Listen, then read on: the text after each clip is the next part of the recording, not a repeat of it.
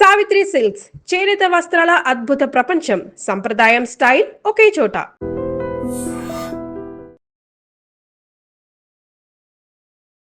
Hi sir, నమస్తే. నేను వస్తాను. స్వామిరారా డిస్ట్రిబ్యూటర్గా చేశారు. ఆ ప్రాసెస్లో కెరీర్ నిలబడిపోయింది, ఇంకా ఇక్కడే మన లైఫ్ అనిపించి ఒక సినిమా బడి ఉంటుంది కదా. ఫుల్ ఫ్లెడ్జ్డ్ నిర్మాతగా మారముందు కో ప్రొడ్యూసర్గా కొన్ని సినిమాలు తీసినట్టు. అవునండి, నేను చక్రి గారితో రాజేష్ దండ అయిపోయాడు, ఇంక ఈ బ్యాండ్ ఉండదు, ఎత్తేసుకుని వెళ్ళిపోవడమే. నా దగ్గర కూడా వచ్చింది. నా పైన కూడా ఇదే ఆఫీస్లో పైన కూడా ఉండేవాళ్ళు, ఎవరో కొత్త ప్రొడ్యూసర్ వచ్చారు. ఈ సందీప్ కిషన్ గారితో ఇంత క్లోజ్ అసోసియేషన్, ఇంత రిలేషన్ ఎలా సెట్? సినిమా మేకింగ్ అనేది నిజంగా చాలా కష్టమైపోతూ వస్తుంది. ఎవరు హీరో అయినా కథ వాళ్ళకి ఏదో ఆడియన్కి ఏదో నచ్చితేనే జనం థియేటర్కి వస్తున్నారు. అండ్ ఈ మధ్య అతిపెద్ద సంచలనం ఐబొమ్మ రవి అరెస్ట్. అది 100% తప్పే, క్రైమే. ఆడియన్స్ సపోర్ట్ అంటే సినిమా రిలీజ్ డేటు ఓటీటీలు నిర్ణయించే పరిస్థితి ఎందుకు వచ్చింది? Welcome to my show. ఇండస్ట్రీలో రిస్క్ చేసి డబ్బులు సంపాదించే నిర్మాతలు చాలా అరుదుగా ఉంటారు. సేఫ్ గేమ్ వాళ్ళ మెయిన్ టార్గెట్. ₹4 డబ్బులు వస్తే చాలు, ఓ మంచి సినిమా ఇస్తే చాలు, అలా ఇండస్ట్రీలో లీడ్ అయిపోవచ్చు అనుకునే వాళ్ళు చాలామంది ఉంటారు. బట్ ఒక గొప్ప సినిమా ఇవ్వాలి, ఒక మంచి ఆడియన్స్ని ఆకట్టుకునే సినిమా ఇవ్వాలి, అలా సర్వే అవుతూ రిస్క్ చేసి మంచి సబ్జెక్టులు తీసుకొచ్చే నిర్మాతలు చాలా అరుదుగా ఉంటారు. వాళ్ళల్లో రాజేష్ దండా గారు ముందు వరుసలో ఉంటారు.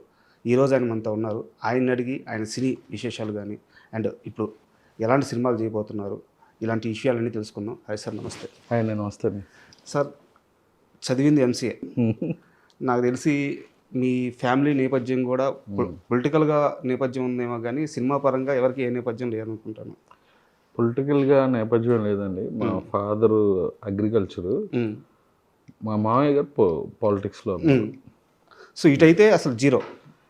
సినిమా ఇండస్ట్రీ గురించి జీరో అండి, అసలు ఏదీ లేదు. ఏ ఇయర్ సార్ ఎంసీఏ అయిపోయింది? దాదాపు 25 years అయిందండి. ఇది కూడా కరెక్ట్గా గుర్తులేదు. అంటే ఇంట్రెస్ట్గా చదవలే, ఫస్ట్ నుంచి సినిమాలు అంటే పిచ్చ.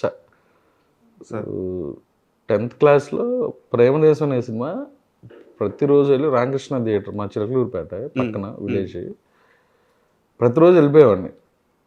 లంచ్ అవర్ అయిపోగానే లంచ్ చేసేసి మ్యాట్నీకి వెళ్ళిపోయేవాడిని. అలా పట్టుకొని ఒక రోజంతా 1 గంట ఎండలో నిలబెట్టారు. అంత ఇష్టం సినిమాలు అంటే. ఏదో ఒక ట్రిగరింగ్ పాయింట్ ఉంటుంది కదా సార్, మనం అంటే మన కెరీర్నే ఇక ఈ పాతలో పెట్టుకునే అంత డిసిషన్ తీసుకున్నామంటే ఏదో ఒక సినిమానో, ఏదో ఒక హీరోనో, ఏదో ఒక సందర్భం మనం చాలా తీవ్రంగా ప్రభావితం చేసి ఉంటుంది. అదే నేను అప్పుడులో చదువుకునేటప్పుడు, ఇంటర్వ్యూ చదువుకునేటప్పుడు నాకు కజిన్ ఒక అతను ఉండేవాడు. అతనికి థియేటర్ ఉండేది, వెంకటేశ్వర థియేటర్ అని. అప్పుడులో హరిత ఫిల్మ్స్ డిస్ట్రిబ్యూటర్ వాసు గారు అని విజయవాడలో ఆఫీసు. ఆయన అప్పుడు ఈడియట్ సినిమా చేశారు. ఆ సినిమా నేను చూడటం, మా అన్నయ్యతో వెళ్ళి అదే రోజు సొంతం కూడా వచ్చింది. 2 సినిమాలు చూశాను. అప్పటి నుంచి ఎందుకో ఒక థియేటర్లో సినిమా అడిగాలి, ఎందుకు ఎగ్జిబిటర్ అవ్వాలి, అలా ఉంటే అక్కడి నుంచి డిగ్రీ చదివేటప్పుడే నేను థియేటర్లో సినిమాలు వేయటం అవన్నీ స్టార్ట్ చేశాను.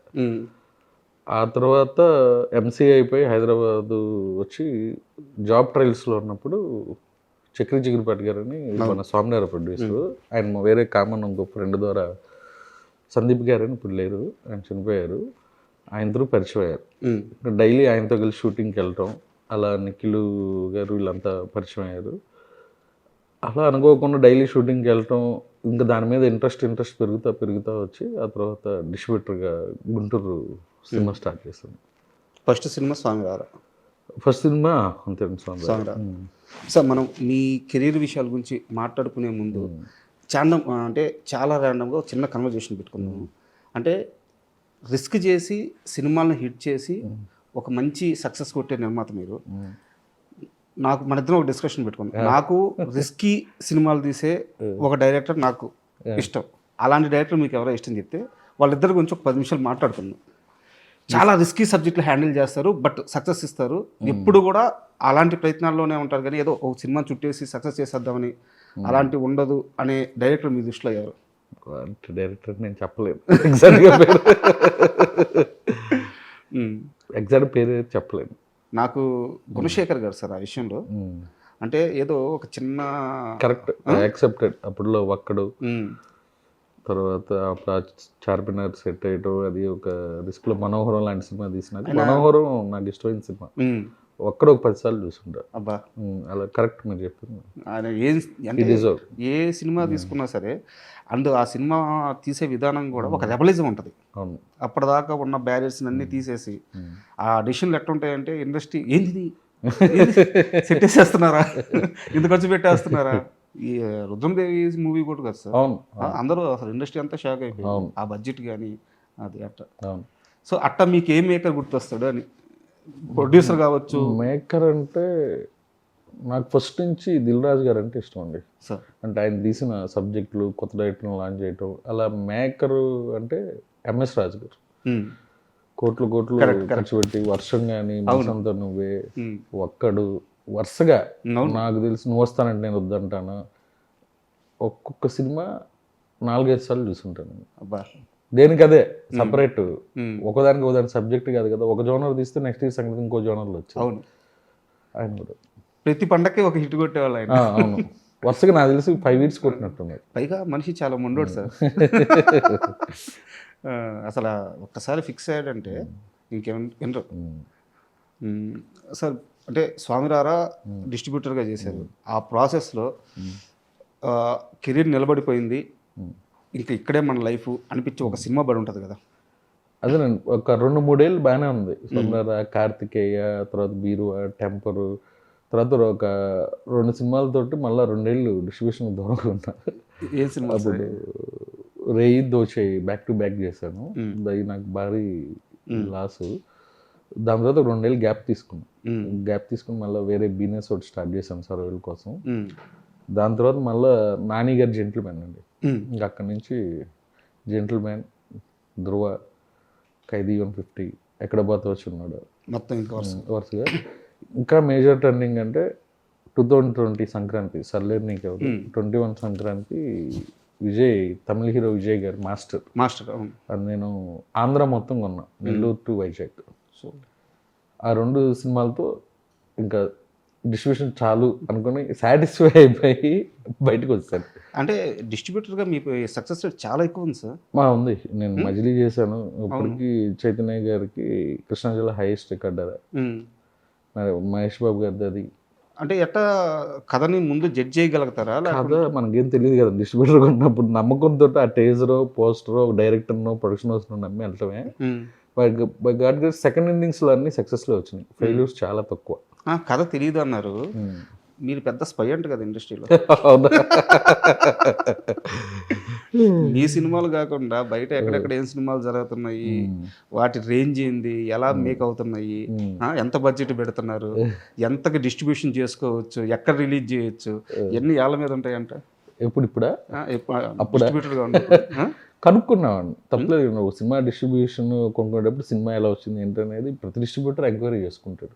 ఎవరు ఒక అసిస్టెంట్ డైరెక్టర్ తెలిసినోడు ఉండొచ్చు, ఒక ఎడిటర్ ఉండొచ్చు, అలాగనే ఫ్లాప్లు వస్తాయి.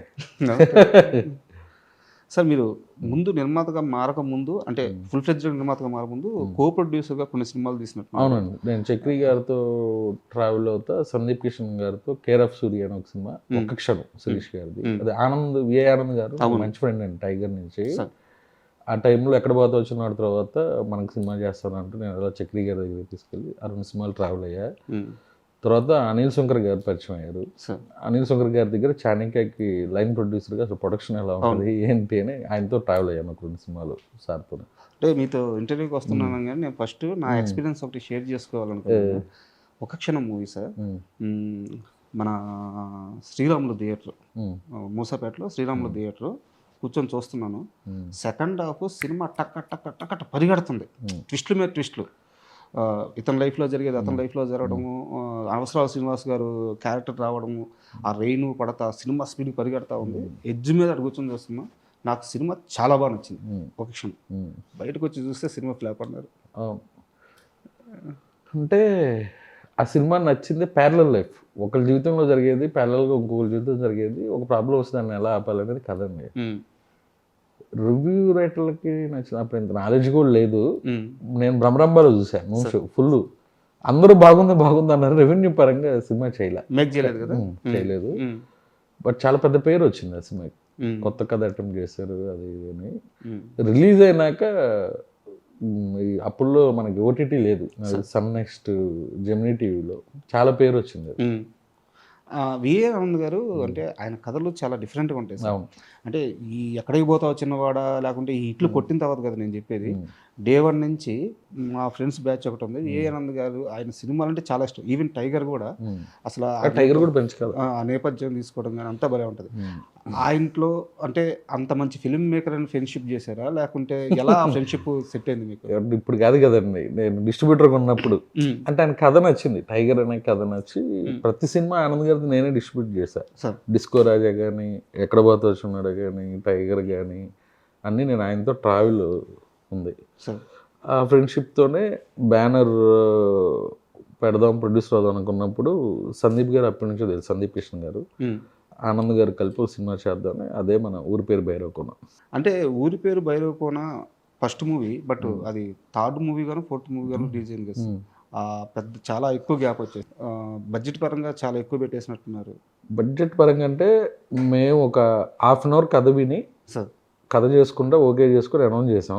ఆ తర్వాత కోవిడ్ వచ్చింది, మీకు తెలుసు. ఆ తర్వాత నాంది హిట్ అవటం, నాందిలో నేను వన్ ఆఫ్ ద కో ప్రొడ్యూసర్గా ఉంటాం. నాకు ఒక కొత్త డైరెక్టర్ ఏఆర్ మోహన్ అని ఒక ఆయన వచ్చి ఒక కథ చెప్పగానే నరేష్ గారు ఇమీడియట్లీగా దొరకటం, ఫస్ట్ అది పూర్తి చేశా. ఇది అనౌన్స్మెంట్ తర్వాత అది పూర్తి చేశాను. ఈలోపు సామగారగమని రావటం, వినటం, అలా 3 వీటిలో ఫస్ట్ అనుకున్నాం. కానీ షూటింగ్కి వెళ్ళటం లేట్ అయింది. మాకు బౌండ్ స్క్రిప్ట్ వచ్చి అది సెట్లు గిట్లు, తర్వాత కావ్య తప్పటికి యాక్సిడెంట్ అయింది, ఒక 3-4 నెలలు పోయింది. ఈలోపు హీరో గారు మళ్ళీ అటు మైకెల్, వర్షాలు, రకరకాల ఇష్యూలు. అది అనుకున్నప్పుడు పెద్ద స్కేల్లో అనుకున్నాం ఆ సినిమా అలా ఉంటేనే చేయాలని. రిలీజ్కి ముందు సినిమా అంతా రెడీ అయింది, మీరు చాలా కాన్ఫిడెన్స్గా ఉన్నారు. అవును, రాజేష్ దండ అయిపోయాడు, ఇంక ఈ బ్యాండ్ ఉండదు, ఎత్తేసుకుని వెళ్ళిపోవడమే. ఎవరో కాదు, మీ సొంత మనుషులే ఇవన్నీ ఇండస్ట్రీలో మోసారట. ఎలా హ్యాండిల్ చేశారా ప్రజలు? నా దగ్గర కూడా వచ్చింది, నా పైన కూడా ఇదే ఆఫీస్లో పైన కూడా ఉండేవాళ్ళు, ఎవరో కొత్త ప్రొడ్యూసర్ వచ్చాడంటే ఇంత అవుతుంది, ఈజీ బాత్ అయిపోతాడు. నాకు వాళ్ళు ఇప్పుడు దగ్గర పని చేస్తున్నారు. ఆ తర్వాత మన దగ్గర ఒక సినిమాకి వర్క్ చేశారు. ఆ టైంలో చెప్పారు, ఎలా సార్ మీరు బయటపడ్డారని. సార్ ఒక కథ, ఊరి పేరు భైరవకోన అనే సినిమా నేను ఏ బడ్జెట్ పెట్టానో దానికంటే ఎక్కువ నాకు బిఫోర్ రిలీజే డబ్బులు వచ్చినాయి. నాకు రిలీజ్కి I'm very happy and comfort. ఆ సినిమా థియేటర్కల్ కూడా 12 కోట్లు బిజినెస్ జరిగింది. నాన్ థియేటర్కల్ కానీ ఇది కానీ మా సందీప్ గారి కెరీర్లో హైయెస్ట్ బిజినెస్ అది, రిలీజ్ బిజినెస్. మళ్ళీ దాన్ని బ్రేక్ చేస్తూ నేనే మజాకం చేశాను. అది దీన్ని క్రాస్ చేసి అది బిజినెస్ అయింది. ఇప్పుడు మన దగ్గర కొనుక్కున్న బయర్లు కూడా హ్యాపీ. నైజాం కూడా దాదాపు 370 దాకా చేసింది. సినిమా ఆడింది కదా. అంటే ఇది మీకు సంబంధం లేని ప్రశ్న సార్. అంటే యాజ్ ఎ సినిమా లవర్గా అడుగుతున్నాను. నేను సందీప్ కిషన్ గారిని కలవలేదు కాబట్టి నేను ఆయన అడగలేకపోతున్నాను. ఊరి పేరు భైరవకోన రిలీజ్ అయిన తర్వాత ఆ సాంగ్స్ కానీ, ఆ సినిమా కానీ అంతా చూసి సందీప్ కిషన్ బౌన్స్ బ్యాక్ అయితే చూడాలని చెప్పి తెలుగు ఆడియన్ ప్రతి ఒక్కరు వెయిట్ చేస్తుంటారు. ఎందుకంటే ఆయన సినిమాలు ఫ్లాప్ అయినా ఆయన తీసుకున్న సబ్జెక్ట్ అద్భుతంగా ఉంటాయి. ఆయన సినిమాలో ఒక్కరోజు ఆడిన సినిమా అయినా సరే కథ చాలా బాగుంటుంది, దాంట్లో ఏదో ఒక మెరుపు ఉంటుంది. సో ఆయన బౌన్స్ బ్యాక్ అవ్వాలంటే అందరికి ఇష్టం.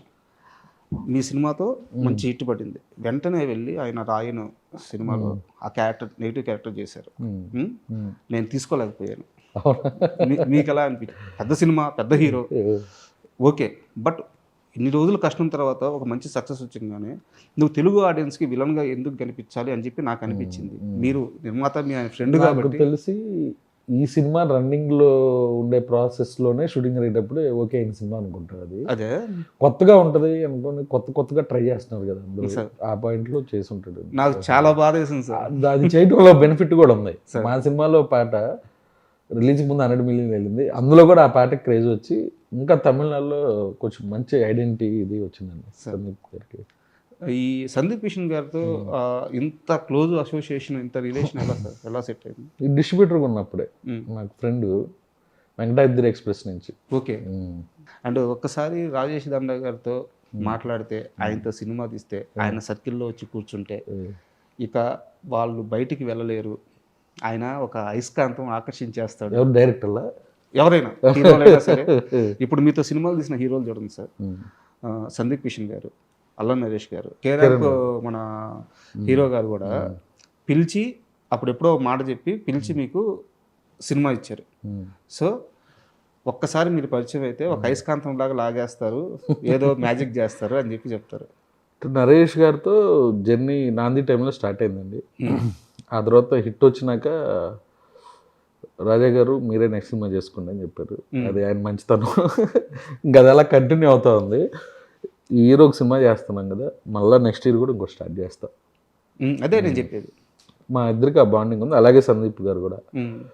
మా ఇద్దరు ఇంకా నరేష్ గారి కన్నా కొంచెం బౌండరీలు ఉంటాయి. మా ఇద్దరం అయితే ఇంకా నెక్స్ట్ లెవెల్ ఫ్రెండ్స్గా ఉంటాం. సందీప్ నేను డెఫినెట్గా మూడో సినిమా మా ఎంటర్టైన్మెంట్ మళ్ళీ మంచిది దొరికినప్పుడు డిఫరెంట్ సినిమా సందీప్ గారితో కూడా చేస్తా. అలాగే కిన్నబోరం గారితో కూడా ఇంకో సినిమా కథలో వింటున్నా. ఇప్పుడు కథ లేకైతే అప్పుడు ఇమీడియట్గా స్టార్ట్ చేస్తాం. అప్పట్లో బాలకృష్ణ గారి గురించి ఒక మాట చెప్పేవారు సార్. ఆయన మూడేళ్ల క్రితం అంట, ఉదాహరణకి 3 ఏళ్ల క్రితం నీకు సినిమా ఇస్తాను, నువ్వు చేసుకోపని చెప్తారంట. ఈ డైరెక్టర్ మర్చిపోతాడంట. బాలకృష్ణ గారు నాకు సినిమా ఇస్తానని చెప్పిన విషయం డైరెక్టర్లకు గుర్తుండదంట. వీళ్ళు వెళ్ళి ఎక్కడో సినిమాలు తీసుకుంటే ఎక్కడో తిరుగుతూ ఉంటాడు. 3 ఏళ్ళ తర్వాత ఫోన్ చేసి నీకు అప్పుడు సినిమా ఇస్తాను కదా చేద్దు అంటారంట. అలాగా ఇప్పుడు మీ హీరోలు కిరణ్ అబ్బవరం గారు అన్నా మనం సినిమా చేద్దామని చెప్పి ఎప్పుడో చెప్పిన తర్వాత కాలాంటి సక్సెస్ పడిన తర్వాత కూడా మళ్ళీ ఫోన్ చేసి మళ్ళీ అన్నా ఈ కథనన్నా అని చెప్పి మీకు పంపించడం అంటే ఒక హెల్తీ రిలేషన్, మంచి వాతావరణం ఇండస్ట్రీలో. సార్ సక్సెస్ ఫెయిల్యూరు నేను ఎప్పుడు లెక్కేసుకున్నాను సార్. హీరో హిట్లు ఉన్నా ఫ్లాప్ ఉన్నా నా కథ బాగుంటే సినిమా ఆడిద్ది అనే మైండ్ సెట్లోనే ఉంటా.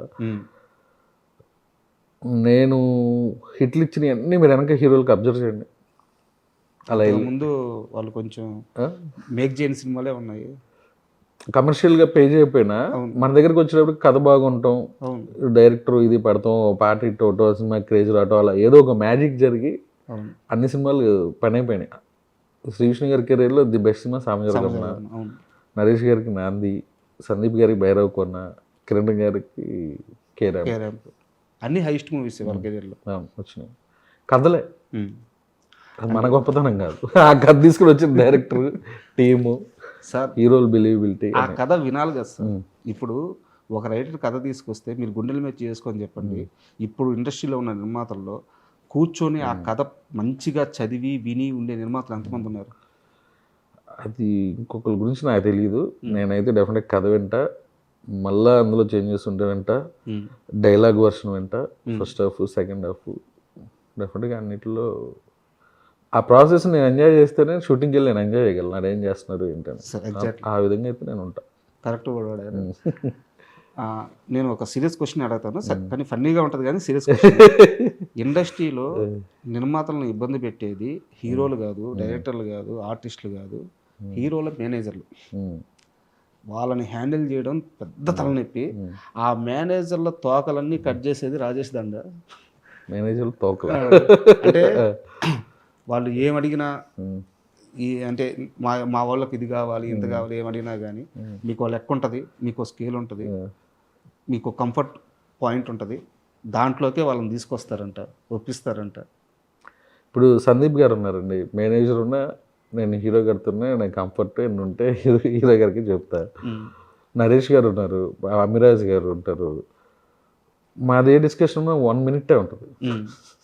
అలవాటు అయిపోయింది అలా. ఇక ఎవరికన్నా ఉంది కానీ నా వరకు అయితే అదేం లేదండి. ఇప్పుడు కిరణబోరం గారైనా ఎవరైనా ఒక కంఫర్ట్ ఉంటుంది, అదైతే వాస్తవం. మేనేజర్తో నాకు ఎప్పుడు ఇబ్బంది లేదు. నాకేమైనా ఇబ్బంది ఉన్నా నేను డైరెక్ట్గా హీరో ఏ హీరో ఉంటే డెఫినెట్గా మనకేమైనా ప్రాబ్లం ఉంటే తెలియాలి కదండి. మేనేజర్ అనే వాళ్ళు మనమేనా అన్నది అక్కడ కన్వే చేస్తున్నారా లేదా, అక్కడ ఏం చెప్పారు ఇక్కడ వెళ్ళి ఏం చెప్తున్నారు అనేది కూడా ఉంటుంది ఒక లెక్కలో. నాకు ఆ రిలేషన్ ఉంది కాబట్టి నేను డెఫినెట్గా ట్రావెల్ అయ్యా కాబట్టి నాకు యాక్సెస్ ఉంది కాబట్టి నేను ఏదైనా కమ్యూనికేట్ చేసుకుంటాను. చాలా మందికి ఇది చేత కావట్లేదు అంట. అందరికీ చేతద్దండి, ఉమ్, మొహమాటం ఉంటుంది. ఉమ్.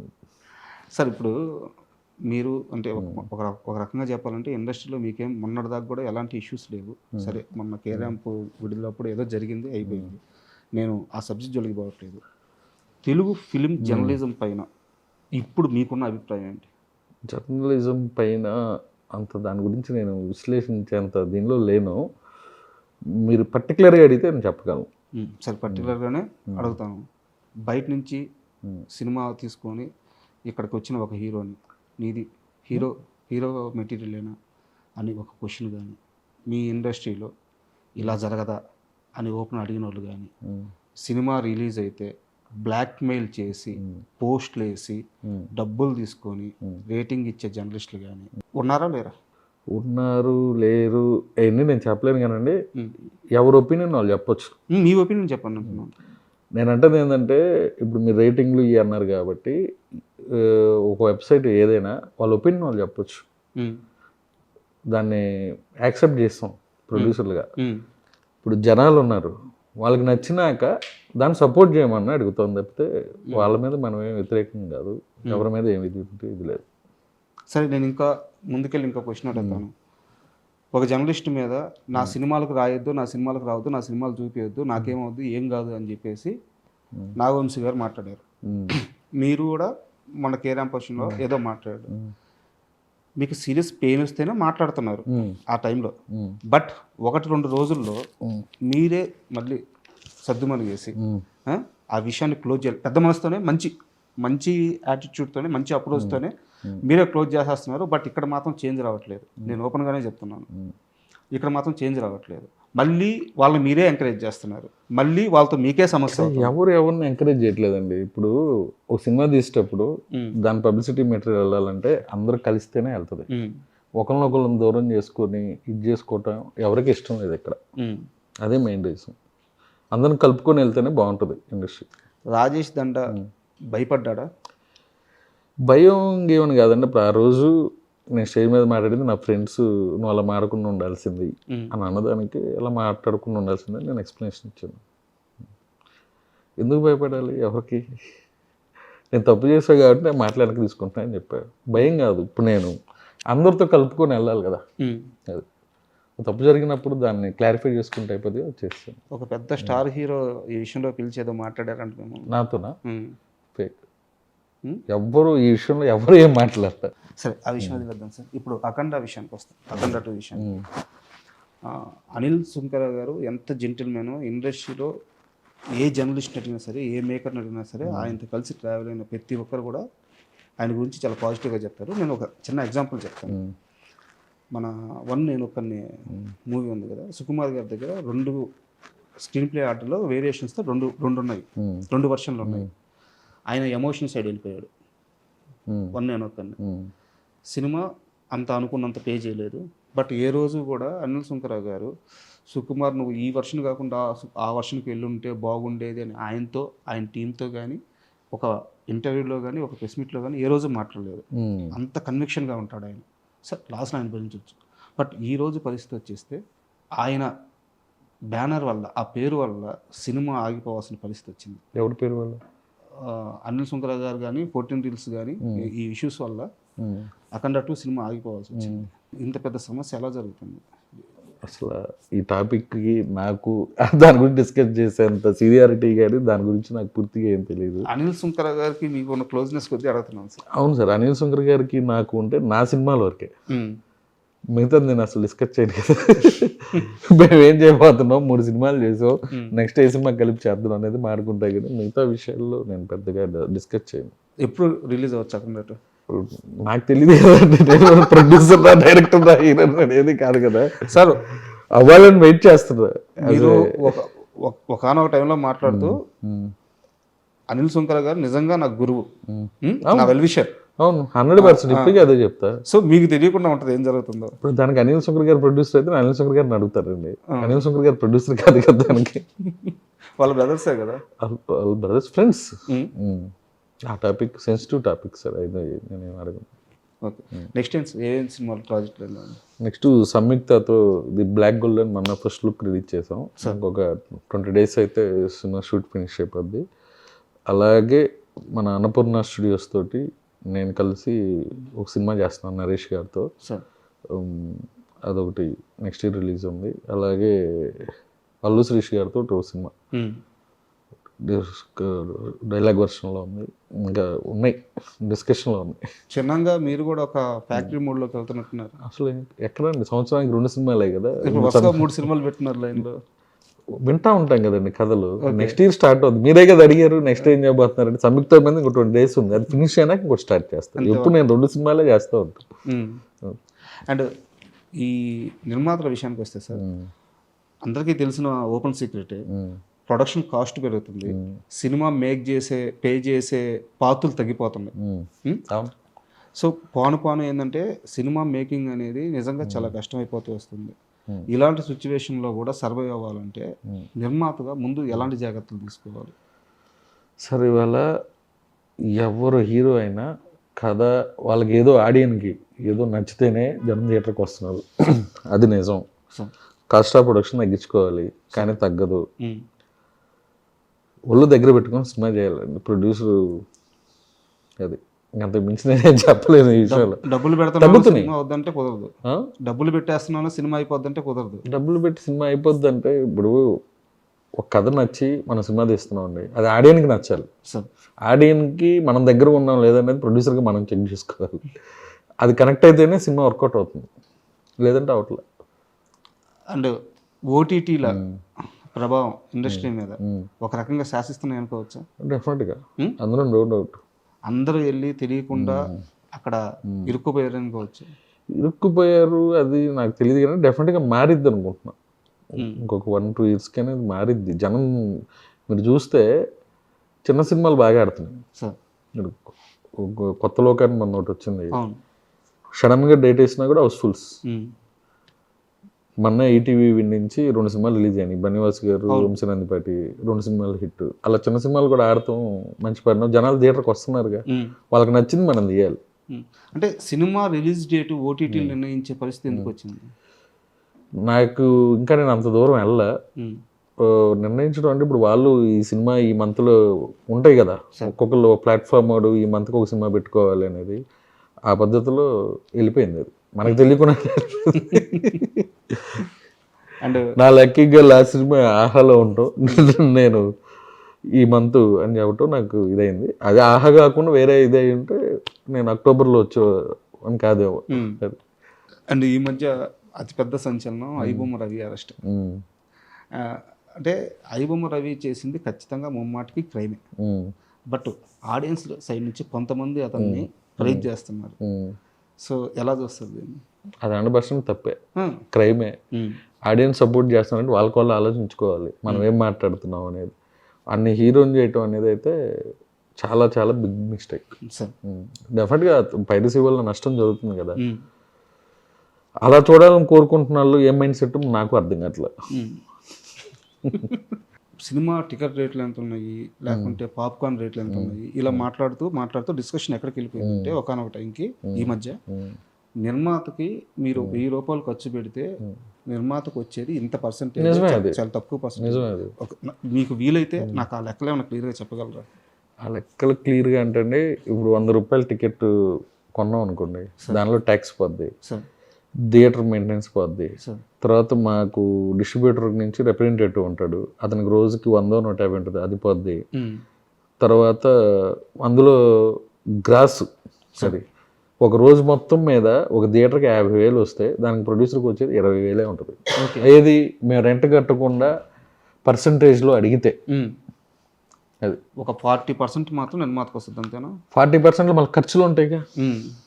ఇప్పుడు సినిమా సపోజ్ నైజాం ఒక సినిమా 1 కోటి రూపాయలకి మన దగ్గర డిస్ట్రిబ్యూటర్ కొనుక్కొని రిలీజ్ చేస్తాడండి. ఆ సినిమా హిట్ అయింది, 2 కోట్లు కలెక్ట్ చేసింది అనుకుందాం. 2 కోట్లలో ఖర్చులు పోవాలి. ఇప్పుడు నైజాంలో పేపర్ యాడ్లు ఉంటాయి, క్యూబులు కడుతున్నాం, ఇవన్నీ ఉంటాయి, ఇవన్నీ పోవాలి.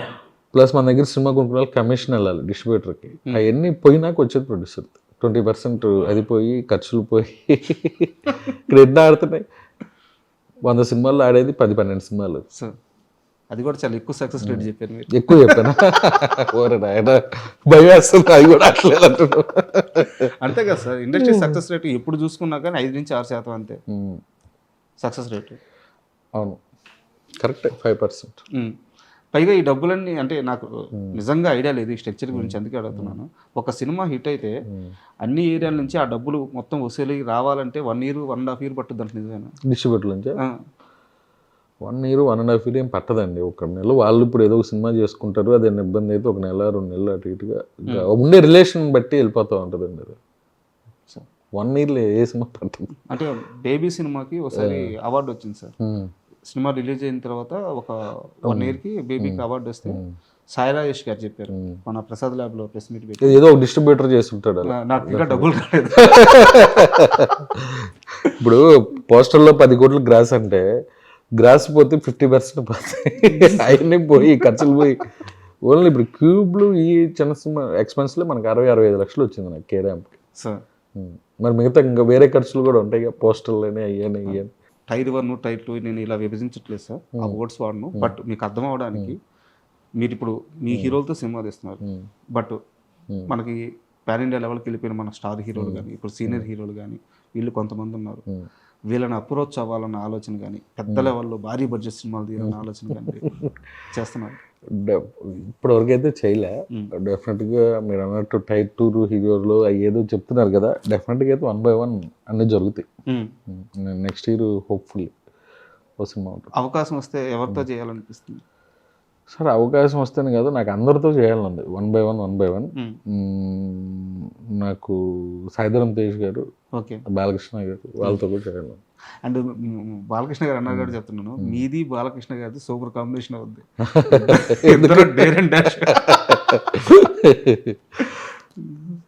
సెట్ అవ్వచ్చా? మన చేతుల్లో లేదు కదా, ఇంకా టైం పడుతుంది. నేను ఇంకా మంచి మంచి సినిమాలు తీయాలి, నెక్స్ట్ లెవెల్ సినిమాలకి వెళ్ళాలి. ఆ తర్వాత డెఫినెట్గా కథ తీసుకొని వెళ్తాం. నెక్స్ట్ అన్నపూర్ణలో నరేష్ గారితో సినిమా అన్నారు, ఎలా ఉండబోతుంది? అంటే నరేష్ గారి స్టైల్లో ఉండబోతుందా, లేకుంటే కొత్తగా మళ్ళీ ఏమైనా ప్రయోగం చేయబోతున్నారు? కొత్త ప్రయోగం ఏం చేయట్లా. నరేష్ గారు కామెడీ చేస్తే ఎలా ఉంటుంది అనేది ఈ సినిమాతో చూస్తారు అంతే. అంటే ఆయన కామెడీ ఆల్రెడీ పెట్టింది పేరు, కామెడీకి పెట్టింది పేరు. తర్వాత మా నాంది తర్వాత నేను ఇట్లా మారేడు మిలియన్, సోషల్ డ్రామా, బచ్చల డిఫరెంట్ సినిమా, ఉగ్రం, అలా డిఫరెంట్గా వెళ్ళారు కదా. ఈసారి సేమ్ ఎంటర్టైన్మెంట్, ఓన్లీ ఎంటర్టైన్మెంట్. నవ్వుకోవటానికి రావాలి, 1 గంట పాటు నవ్వుకొని వెళ్ళిపోవాలి. చాలా ఇబ్బందులు వచ్చినప్పుడు కూడా ఈజీగా ఫేస్ చేసిన రాజేష్ దండ బచ్చలమల్లి సినిమా ఫ్లాప్ తర్వాత చాలా బాధపడ్డారు. అంటే నేను మరీ కుంగిపోయారు అటు మాట్లాడలేదు, చాలా ఆలోచించారు, చాలా బాధపడ్డారు. ఒక వారం రోజులు పట్టింది కోలుకోవడానికి అని చెప్పి చెప్పారు. బచ్చలమల్లి అనే సినిమా నేను బాగా నమ్మి తీసిన సినిమా. అంటే ఒక డిఫరెంట్ సినిమా తీస్తున్నాం. మీకు చెప్పే కదా, నా ఫస్ట్ సినిమా మారేడుమిల్లిలో షూటింగ్ జరిగేటప్పుడు విన్నా కదా. తర్వాత మా రిలీజ్ అయ్యడానికి పుష్పకి దగ్గరగా రావటం, పుష్పకి దీనికి కొంచెం పోలికలు ఉంటాయి, అది ఆల్రెడీ జనం మొన్నే చూస్తుంటాం. సేమ్ అందులోది ఇందులోది ఒకేలా కథ ఉందనుకోవటం, అలా కొన్ని మిస్టేక్లు జరిగినాయి. తర్వాత ఓటీటీలో వచ్చినాక మీరు అబ్జర్వ్ చేసి ఉంటారా, ఓటీటీలో వచ్చినాక ఏం జరిగింది అనేది మీకు ఐడియా ఉందా? చెప్పండి సార్. మీరు కింద కామెంట్లు చూడండి. ఇదే సినిమా తమిళ్లో తీస్తే, మలయాళం తీస్తే, ఇక్కడ వాళ్ళు పెద్ద బ్లాక్ బస్టర్ కొట్టాడు, అదే మన తెలుగు ప్రొడ్యూసర్ తెలుగు హీరో తీస్తే చూడరా మీరు, ఇలాంటివి ఉన్నాయండి. సినిమా ఓటీటీలోకి వచ్చినా దానికి చాలా పెద్ద పేరు వచ్చింది. డిఫరెంట్ ప్రయత్నం. ఇప్పుడు నేను తీసింది కూడా కథ విన్నప్పుడు నరేష్ గారిని కొత్తగా చూపించాలి, మనం వేరే వరల్డ్లో వెళ్ళాలి, డిఫరెంట్గా ఉండాలి. క్యారెక్టరైజేషను అది ఎంత కొత్తగా ఉంటుంది. ఇప్పుడు వేరే ప్రొడ్యూసర్ అయితే కమర్షియల్గా హీరో హీరోయిన్ ఇద్దరు చనిపోతున్నారంటే వద్దంటారు. నాకు అది కూడా నచ్చింది. మరి ఆడియన్స్కి ఎట్లా అదే కాదు, దగ్గరగా లేననిపించింది. ఆ తర్వాత నేను బాధపడలేదు, కానీ డిఫరెంట్గా వద్దు, ఎంటర్టైన్మెంట్తోనే వెళ్దాం. కొంతమంది నాకు ఫోన్ చేశారు, మేమే 100 కష్టాలతో థియేటర్కి వస్తుంటే నువ్వు సినిమాలో ఇద్దరిని చంపేస్తావు, ఏడిపిస్తావు, నాన్న చచ్చిపోతాడు, మేము నవ్వుకోవడానికి థియేటర్కి వస్తుంటే ఇంకా థియేటర్కి వచ్చి కూడా బాధపడాలని అడిగారు కొంతమంది. నిజమేనేమో, డిఫరెంట్ కాకుండా కొంచెం ఎంటర్టైన్మెంట్ ఫ్యామిలీ మీద వెళ్దాం అనుకుని ఫిక్స్ అయ్యా. అదే కేరామ్. నేను నమ్మింది కేరామ్ ఓన్లీ ఎంటర్టైన్మెంటే. ఆ వేరియేషన్ అయితే నిజంగా అర్థమైంది సార్. బచ్చలమల్లికి ఇక్కడికి ట్రీట్మెంట్కి సో అది దాటి ఈ సక్సెస్ మనకి తెలిసిపోతుంది టేస్ట్ కానీ మొత్తం. ఈ సక్సెస్ నాకు అవసరం, అందరికంటే డైరెక్టర్ హీరో గారి కంటే నాకు అవసరం. అండ్ ఈ మధ్య కాలంలో మీరు పూరి జగన్నాథ్ కానీ, వినాయక్ కానీ, లేకపోతే రాజమౌళి గారు కానీ ఇలాంటి పెద్ద పెద్ద డైరెక్టర్లను చూస్తుంటారు కదా సార్. ఈ మధ్య కాలంలో వీళ్ళతో వీళ్ళు మళ్ళీ మనకు కానీ దొరికితే, ఇప్పుడు వినాయక్ గారు కానీ, పూరి జగన్నాథ్ గారు కానీ వీళ్ళు కానీ దొరికితే వీళ్ళతో సినిమా తీయాలి అనే ఆలోచన అట్లాంటి డైరెక్టర్లు ఉన్నారు సార్. నేను ఫస్ట్ నుంచి అదే చెప్పాను, నరేష్ గారితో నాంది ట్రావెల్ కొత్త డైరెక్టర్, ఇట్లు మరడి మిల్ ప్రజలకు కొత్త డైరెక్టర్, సామజరగమన నేను ఓకే చేసినప్పుడు కొత్త డైరెక్టర్, తర్వాత ఇంకో సినిమా చేసుకున్నాడు బొడ్డు సత్యతో, భైరవ్ కోన ఆనంద్ గారికి నాకు ఉన్న రిలేషన్ ఫస్ట్ అనుకున్నది. తర్వాత కేరామ్ కొత్త డైరెక్టర్, మజాకా ఒకటే నేను పెద్ద డైరెక్టర్ అని చేసిన సినిమా జినాద్ నకిన్ గారితో. నాకు ఎప్పుడు కొత్త డైరెక్టర్తోనే కంఫర్ట్గా ఉంది. ఓకే, పెద్ద పెద్ద డైరెక్టర్ యంగ్ వీళ్ళతో ఇప్పుడు నాని ఉన్నాడండి,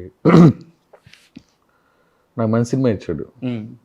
నెక్స్ట్ చంద్రమోహన్తో చేస్తున్నా. అలా యంగ్ డైరెక్టర్తోనే చేద్దాం అని ఉంది. అక్కడికి వెళ్ళి ఫ్యాన్సీ అమౌంట్లు ఇచ్చి ఆ జోన్లోకి నాకు వెళ్ళాలని లేదు.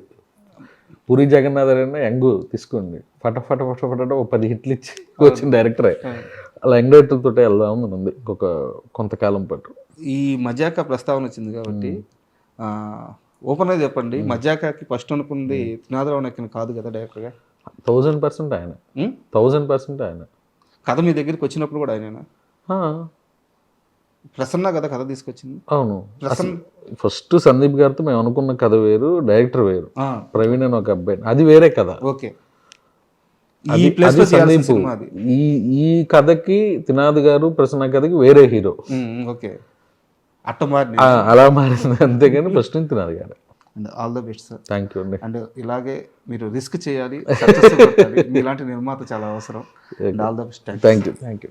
And for more videos, please subscribe to iDream. Please subscribe to iDream. Please subscribe iDream. And please subscribe to iDream. For more videos, subscribe to iDream. please like, share and subscribe to the channel. Congratulations, iDream. Subscribe to iDream. Subscribe to iDream. So subscribe to iDream Media. iDream ki iDream team andarki huge congratulations. Please subscribe iDream Media. Please subscribe to iDream. Subscribe iDream. Please subscribe to iDream. iDream అంటే నా కళల channel subscribe చేసుకున్న నోరు తిరుగుతలేదు, మీరైతే గంట గుర్తు కొట్టండి. For more such videos, please subscribe to iDream. Subscribe to iDream. Please subscribe to iDream. Please subscribe iDream Media. Please do subscribe to iDream. Please subscribe to iDream Media. For best entertainment and information, please subscribe iDream. And don't forget to subscribe to iDream.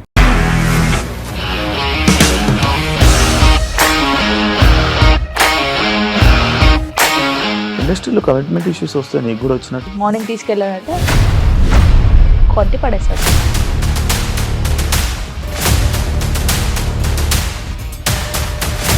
ఒక్కళ్ళు కూడా చూడలేదు ఈ cinema అని చెప్పడానికి కూడా చాలా ధైర్యం కావాలి. అది నిజం కదా, దాంట్లో ధైర్యం ఏంటి? ఇది నెక్స్ట్ డే ప్లేట్ మార్చేస్తే తప్పు కదా. As of now, we are comfortable this అని నేను అనుకుంటున్నాను. రష్మిక గారిది మీది ఒకే ఊరంట కదా?